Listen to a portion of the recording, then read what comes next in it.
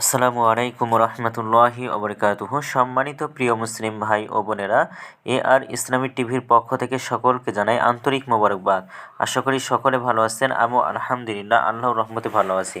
আজকে আপনাদের মাঝে আলোচনা করব মেরাজের রাতে মহানবী সাল্লাল্লাহু আলাইহি সাল্লাম যে ফেরেশতার মুখে হাসি দেখেননি।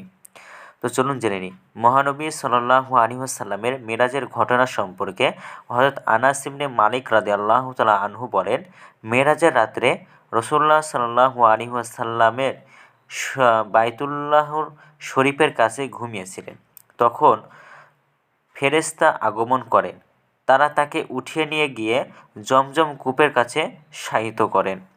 এরপর জিবরাইল আলাইহিসসালাম নিজ হাতে আল্লাহর রাসূলের বুক থেকে গলা পর্যন্ত বিদীর্ণ করেন এবং বুক ও পেটের সব কিছু বের করে নিয়ে জমজমের পানি দিয়ে ধুয়ে পরিষ্কার করেন।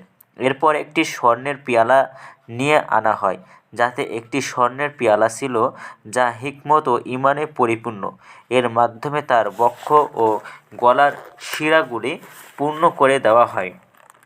এরপর বুক সেলাই করে দেওয়া হয়। এরপর দুনিয়ার আকাশে উঠিয়ে নেওয়া হয়। তাকে আসমানের দরজাগুলো খোলার জন্য কারাগাত করা হলে ফেরেশতারা জিজ্ঞেস করেন, কে? উত্তরে জিবরাইল আলাইহিসসালাম বললেন, আমি জিবরাইল। আমার প্রশ্ন করেন যে আপনার সঙ্গে কে?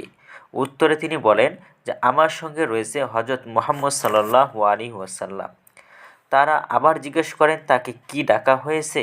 জিবরাইল আলাইহিসসালাম উত্তরে বলেন যে হ্যাঁ। এতে সবাই খুশি হন এবং মারহাবা বলে অভ্যর্থনা জানিয়ে তাকে নিয়ে যান।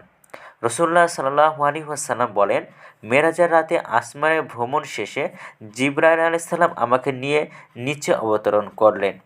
তখন আমি তাকে জিজ্ঞেস করলাম, আসমানে যাওয়ার পর প্রত্যেক আসমানের ফেরেশতারা আমাকে দেখে আনন্দ প্রকাশ করেছেন এবং হাসি মুখে আমাকে স্বাগত জানিয়েছেন ও আমার সঙ্গে মিলিত হয়েছেন, কিন্তু একজন ফেরেশতাকে খেয়াল করেছি তার মুখে কোনো হাসি নেই। তিনি আমার সালামের জবাব দিয়েছেন এবং আমাকে মারহাবা বলে অভ্যর্থনাও জানিয়েছেন বটে, কিন্তু তার মুখে আমি হাসি দেখিনি। তিনি কে? তার না হাসার কারণটাই বা কী? উত্তরে জিবরাইল আলাইহিসসালাম বললেন, তার নাম মালিক। তিনি জাহান্নামের দারোগা। জন্মের পর থেকে আজ পর্যন্ত তিনি কখনো হাসেননি এবং কিয়ামত পর্যন্তও তিনি কখনোই হাসবেন না। তো ভিডিওটি ভালো লাগলে অবশ্যই চ্যানেলটি সাবস্ক্রাইব করে পাশে থাকবেন। ধন্যবাদ সকলকে। আসসালামু আলাইকুম ওয়া রাহমাতুল্লাহি ওয়া বারাকাতুহু।